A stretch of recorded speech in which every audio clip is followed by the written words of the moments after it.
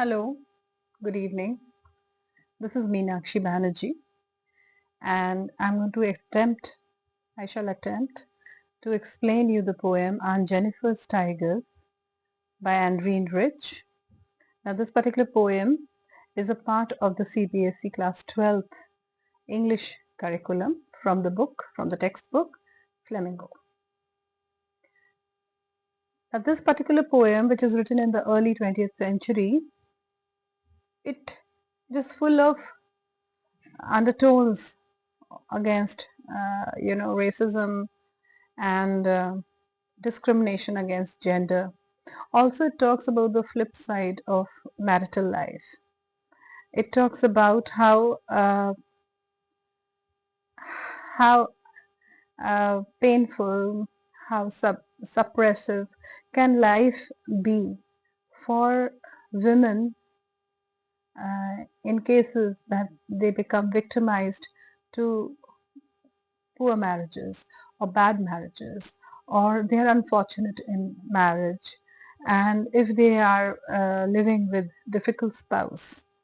So Adrienne Rich, I think she's a very strong poet, and she did have an opinion of her own. And here she depicts in this particular poem an imaginary character, Aunt Jennifer. Now, Aunt Jennifer, she's a victim of a bad marriage, and nothing in this particular poem is told to us about Aunt Jennifer other than her hands represent her. Her hands represent Aunt Jennifer, and we do gauge or we do get to study Aunt Jennifer's character only through the movements of her hands. And similarly, the other stanzas deal in her creativity, her making of her embroidery over a woolen panel that she is weaving, and the kind of pattern that she has woven there depicts fierce, ferocious tigers, which are totally in contrast to Aunt Jennifer's submissive personality. So I do begin with the poem, and I hope you enjoy it and do form an insight into this particular poem. The first stanza: Aunt Jennifer's tigers prance across the screen. Aunt Jennifer's tigers prance across the screen. Now, this particular screen is a woolen panel. It's a woolen panel, and the tigers in the design, they are in a way that they are prancing, they are leaping across, across some branches of the tree. Bright topaz denizens of a world of green. Bright topaz denizen, that means the tigers are inhabitants of the forest floor. They are denizens, means the other word for citizen, of a world of green, represent forest foliage.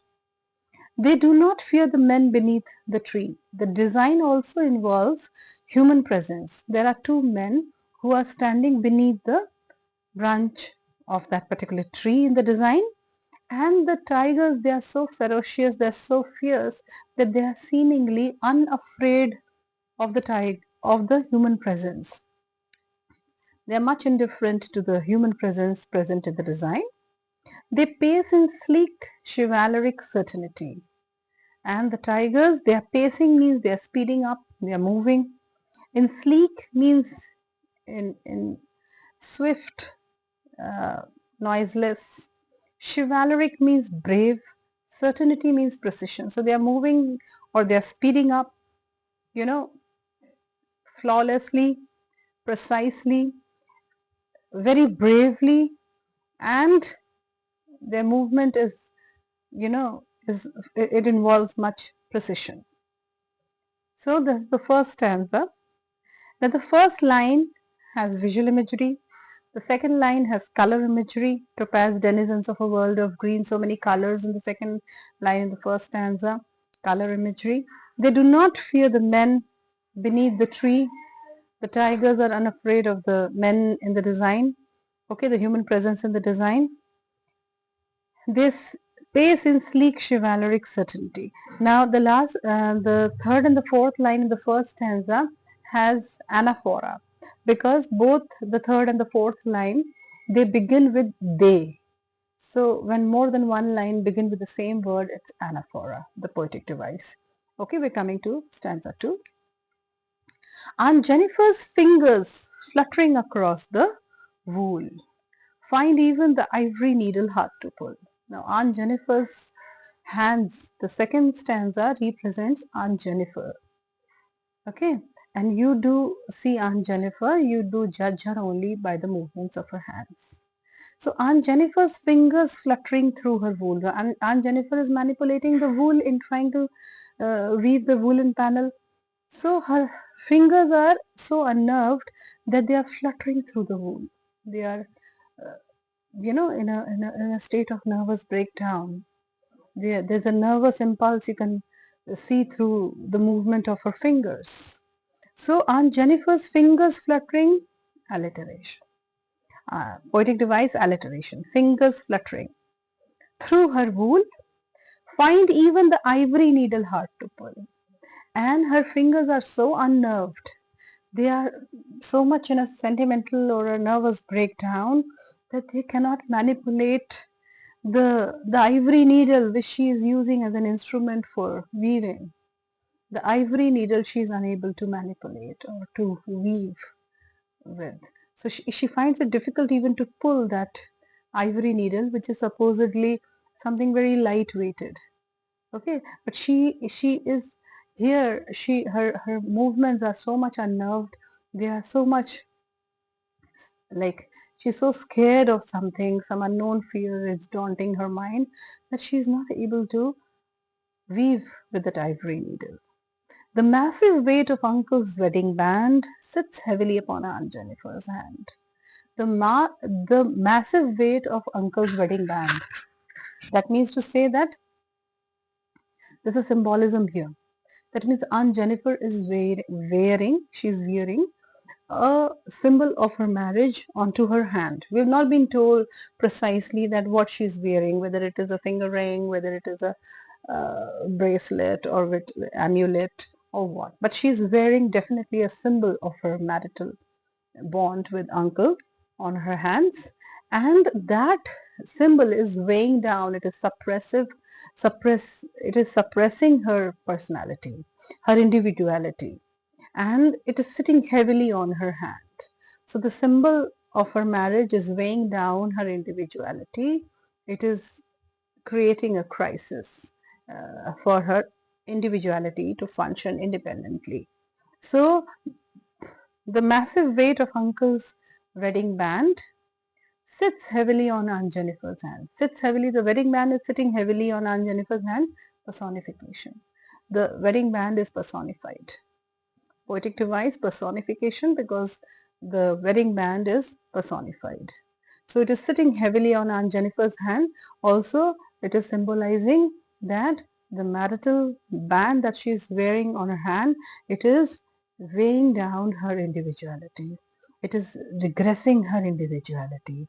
It is suppressing her individuality.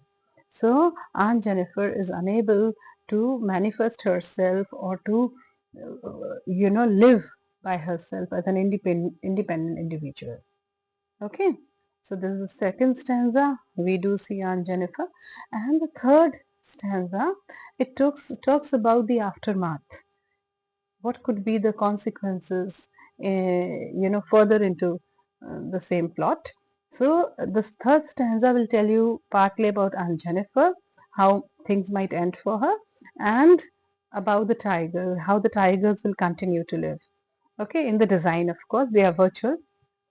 So when aunt is dead, now the poet presumes in the third stanza, first line, she is presuming that when aunt will be dead, okay, her terrified hands will lie still ringed with ordeals she was mastered by. So the poet is presuming that when aunt will actually die, even in her death, she won't exist free from the bondages of her difficult marriage. She won't be able to grow out of her marital crisis, the imposed difficulties of her marriage, even in her death.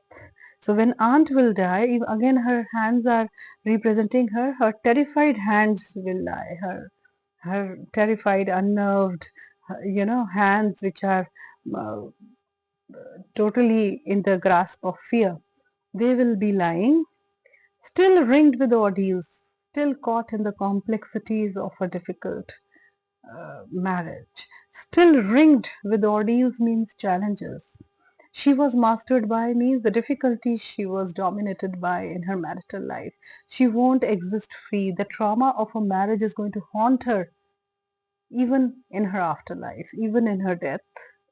So she won't evolve free even in her death because she had been through such a traumatic marriage.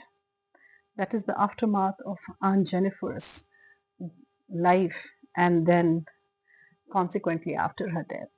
But the tigers, in the panel, the tigers on the woolen panel that she made will go on prancing proud and unafraid. But the tigers that she made, they will continue to prance. They'll continue to, you know, they will continue to evolve freely. Okay. And they'll be liberated in the design. They'll be fierce, ferocious. They will continue to be themselves even even for long time because they are the creation of Aunt Jennifer. So Aunt Jennifer's tigers, they present the the counter reality about Aunt Jennifer's in inner individuality. That means she aspires to be like her tigers. She wants to, she wants to be free like her tigers. So that those are regressed emotions. The tigers are the regressed emotions of Aunt Jennifer. So she wants to evolve free like them. So this is Aunt Jennifer's tiger, tigers, and this is the particular poem. And if you have any other doubts, you can put them in the comment. I'll try to my best to answer them. Any other poem that you'd like to have in my explanation, or you want me to explain some other poem, do tell me. Thank you for listening. Bye bye. All the best.